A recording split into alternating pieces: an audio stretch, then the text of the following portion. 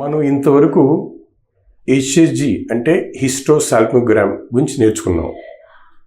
ఒకసారి ఆ పరీక్ష చేసిన తర్వాత దానిలో ఏమైనా ప్రాబ్లం ఉంటే దానికి తగిన ట్రీట్మెంట్ ఉంటుంది. ఆ ట్రీట్మెంట్ ఎలా చేస్తారు, ఎవరు చేస్తారు, ఎప్పుడు చేస్తారు, దాని గురించి మనకు విపులం తెలుసుకుందాం. దానికి ముందు కొంచెం మనకు తెలియాల్సింది ఏంటంటే, ఎప్పుడైతే వీర్యం ఈ గర్భాశయ ముఖద్వారంగా వస్తాయో అక్కడి నుంచి గర్భాశయం ద్వారా వచ్చి ఇలా పక్కనుండి ట్యూబ్స్ ద్వారా బయటకు వస్తాయి. ఇక్కడ గుడ్డు ఉంటుందన్నమాట. ఈ కలయికతో మనకి ప్రెగ్నెన్సీ వస్తుంది. సో మనకి ఈ పూర్తిగా ఈ మనకి కావలసిన గర్భాశయం, దాని పక్కనుండే చిన్న చిన్న ట్యూబ్స్ రెండు ఉంటాయి, అటోటి ఇటోటి, అది ప్లస్ ఈ ఎక్కడైతే మనం సంతానోత్పత్తికి అవసరమైన ఏరియా ఉందో దాని గురించి మనం చాలా విపులం తెలుసుకోవాలి. అది తెలుసుకోవాలంటే దాన్ని తెలుసుకున్న తర్వాత దానికి ఇచ్చే ట్రీట్మెంట్ని ఫెలోపియన్ ట్యూబ్ రీకాన్యులేషన్ ఆర్ అంటే ఏంటి, ఈ tube this is fallopian tube అన్నమాట. దీనిలో ఎక్కడైనా బ్లాక్స్ ఉంటే దాన్ని ఎలా తీస్తారు దాన్ని ఇప్పుడు మనం తెలుసుకుందాం. డాక్టర్ వెంకటేశ్వర గారు ఇప్పుడు దీని గురించి క్లియర్గా మనకు అందరికీ ఎక్స్ప్లెయిన్ చేస్తారు. ప్రొసీజర్స్ అన్ని ఫ్లోరోస్కోపీ కింద చేయాలి. మామూలుగా ఎక్స్రే హిస్టోసాల్పిగ్రామ్ చేసేదానికి రాదు. ఒక 3 టర్మ్స్ ఇంపార్టెంట్ అండి.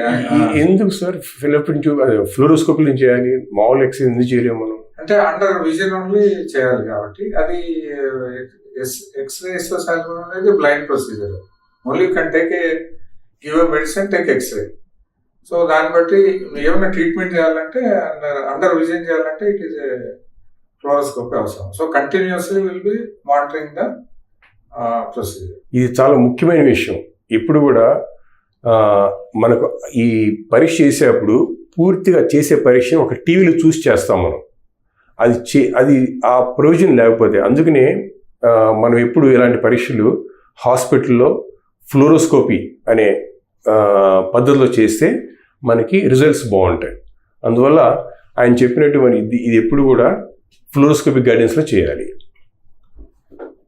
అంటే మనం ఇవి ఎక్కడ చేయొచ్చు అంటే, మనం ఫ్లోరోస్కోప్ ఫెసిలిటీ ఉన్న ప్లేసెస్లో చేయొచ్చు. ఇవి జనరల్గా ఎక్కడ ఉంటే కొంచెం ఎక్స్పెన్సివ్ ఎక్విప్మెంట్ అది. సో అటువంటి ప్లేస్లో చేయొచ్చు.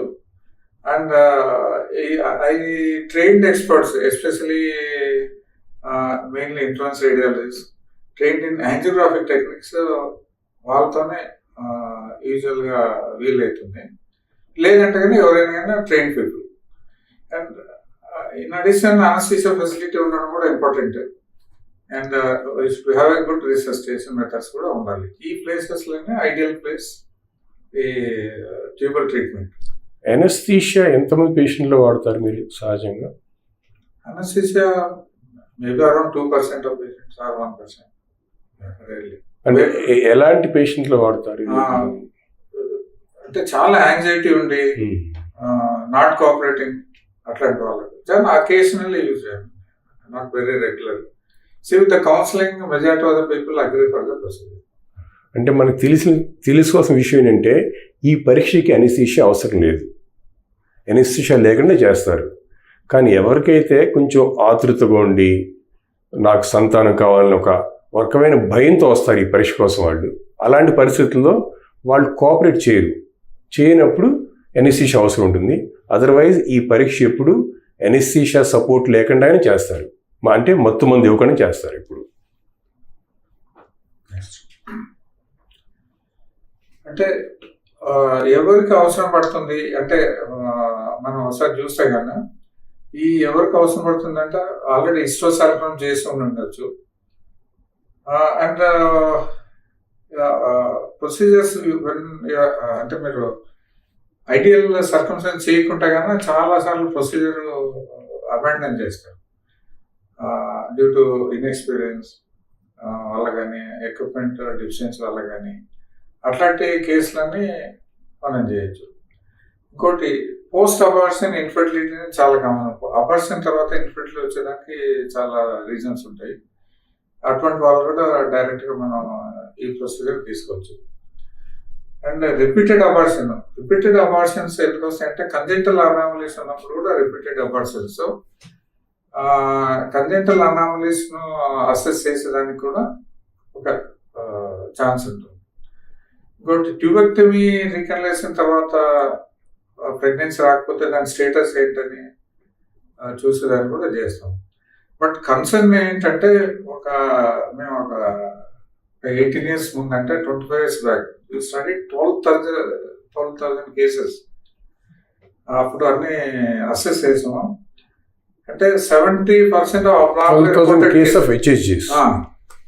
అప్పుడు ఏమైందంటే 70% మంది అబ్నార్మల్ HSG రిపోర్ట్స్ అవి మనం ఫ్లోరోస్కోపీలో చేస్తే నార్మల్ ఉంటాయి. So that indicates inadequate procedure అది.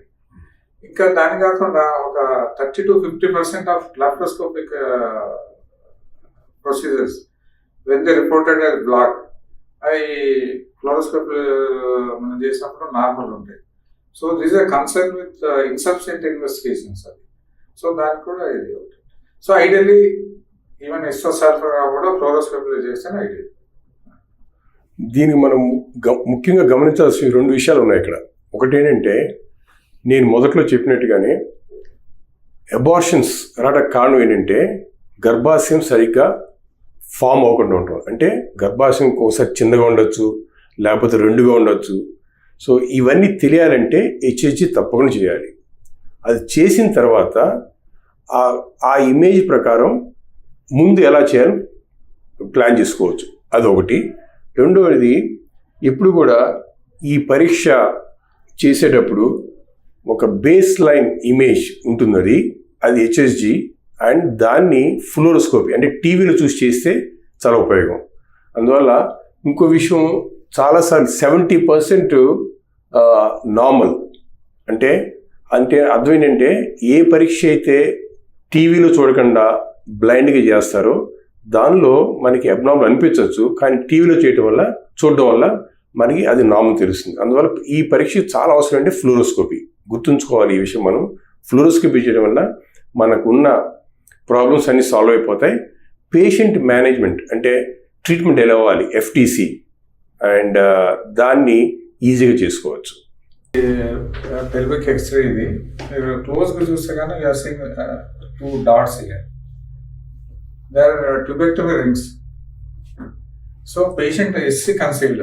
So they told evaluate for tubal patency and do the FTC. But when we just see the fluoroscopy, so that's why even non-fluoroscopy X-ray కూడా ఒక plane film అని తీస్తారు, అది ఒక pelvis x ray తీస్తారు. ఇట్లాంటి ఏమైనా అబ్నార్మాలిటీస్ ఉంటాయా వేరే అబ్నార్మాలిటీ కోసం. సో ఇప్పుడు చూసినప్పుడు ఏమైందంటే ఈ 2 rings, she had a second marriage, so she concealed the tubectomy in earlier marriage. So when the other doctor, without knowing the history, she referred for a evaluation of the tubes. But మనం చూసినప్పుడు plane x ray తెలిసిపోతుంది, just few seconds fluoro it will give the idea. ఈ 2 rings ఉన్నాయి. ఇది ఈ కేసులో FTC పంపించకూడదు. So మనం సర్జికల్గా tubectomy చేసిన కేసులో ఈ ఫ్లోరోస్కోపీ గైడెడ్ రీకన్లేషన్లో వీలుగా. సో ఎప్పుడైనా కానీ ఇట్లాంటి కేసులు రెఫర్ చేయకూడదు. సో ట్యూబెక్టమీ తర్వాత FTCకి రూల్ లేదు. అది ఎప్పుడంటే రీకన్లైజేషన్ అంటే వాళ్ళు రివర్సల్ చేస్తారు. ట్యూబెక్టమీ రివర్సల్ చేసిన కేసులలో ప్రెగ్నెన్సీ రాకుంటే అప్పుడు పంపించవచ్చు, అక్కడ ఏదైనా ప్రాబ్లం ఉందా అని పంపించవచ్చు. ఈ ట్యూబెక్టమీ రివర్సల్ చేయకుండా కేసులు మాత్రం పంపించకూడదు. ఈ ప్రొసీజర్ పనికిరాదు. అండ్ ఇంకో కేసులు ఏంటంటే మనం ఇక్కడ ఈ ఎక్స్రే చూస్తున్నాం, ఈ ట్యూబ్స్ ఉన్నాయి చూడండి, ఇది చాలా ఉబ్బినట్లున్నాయి. ఇది హైడ్రోసాల్ఫిన్స్ అంటారు. ఈ కేసులో కూడా ఇది ఓపెన్ అయినా ఉపయోగం ఉండదు. సో ఇట్లాంటి కేసులు కూడా పంపించకూడదు.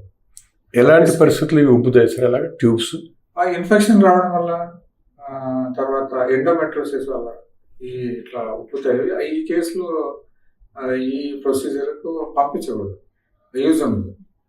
సో మనకు తెలియాల్సిన విషయం ఒకటేమో, ట్యూబెక్టమీ తర్వాత అంటే రీకన్స్ట్రక్ట్ సర్జరీ చేయకుండా FTC చేయకూడదు, అదొకటి. రెఫర్ చేయకూడదు. సెకండ్ వచ్చి హైడ్రోసాల్పింగ్స్ అంటే ట్యూబ్స్ ఉబ్బినప్పుడు దీనిలో ఉపయోగం ఉండదు. సో ఈ 2 ఏరియాస్లో మనకి ఎఫ్టీసీ వల్ల ఉపయోగాలు లేవు, అంతే కదా సార్? ఇప్పుడు ఈ దీంట్లో మీరు ఇది యూట్రస్ నార్మల్గా ఉంది, ఈ ట్యూబ్స్ ఇది ఫాలోపియన్ ట్యూబ్స్ నార్మల్గా ఇంత పెద్దగా ఉండవు, సన్నగా ఉంటాయి. సో ఇది చూడండి, ఇది బ్లాక్ అయిపోయింది. సో దీన్ని అక్లూజన్ అంటారు. అంటే ఇన్ఫెక్షన్ వల్ల రావచ్చు, ఎండోమెట్రియోసిస్ వల్ల రావచ్చు, వేరే అదర్ రీజన్స్ వల్ల రావచ్చు. ఇట్లాంటి దీన్ని మిడ్ ట్యూబల్ అంటాం. ఇది కూడా ట్యూబ్లు ఓపెన్ అయినా కానీ ట్యూబ్స్ స్ట్రక్చర్ డిస్ట్రాయ్ ఉంటుంది కాబట్టి ఇది పనిచేయదు. సో ఇట్లాంటి కేసులు కూడా ఎప్పుడు కూడా ట్యూబల్ రీకనలైజేషన్ అని ఎఫ్టీసీ కానీ ఎఫ్టీఆర్ కానీ పంపిస్తుంది. అందుకే నేనేం చెప్పానంటే the new term I'm coining FTE, fallopian tubal evaluation. So suppose one patient comes with in the area of the coronal region, that's called proximal tubal block. మనం only proximal tubal blocks ని treat చేస్తున్నాం, దాని తర్వాత next tube ఎలా ఉందని assess చేస్తాం. అదే so ఇట్లాంటి ఇప్పుడు మీరు హెచ్హెచ్లు కానీ ఇలా కనపడితే ఇట్లాంటి కేసులన్నీ ఎప్పుడు ఎఫ్టీసీ కోసం పంపించరు. సో దీన్ని బట్టి మనకు అర్థమైంది ఏంటంటే గైనకాలజిస్టు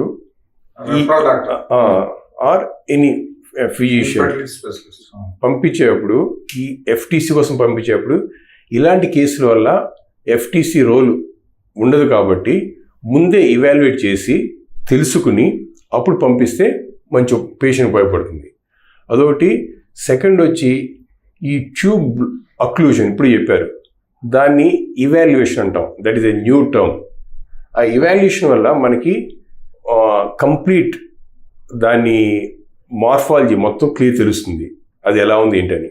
సో అందువల్ల కొన్ని విషయాలు మనం మన గైనకాలజిస్ట్ లేకపోతే ఇన్ఫర్టిలిటీ స్పెషలిస్ట్ని కలిసి వాళ్ళ ఒపీనియన్ తీసుకుని అప్పుడే ఈ పరీక్ష రావడం ఉపయోగం. ఎందుకంటే ఇలాంటి కేసుల్లో ఎఫ్టీసీ చేసినా ఉపయోగం ఉండకపోవచ్చు. అందువల్ల ఈ విషయం చాలా అవసరం. ఉండదు.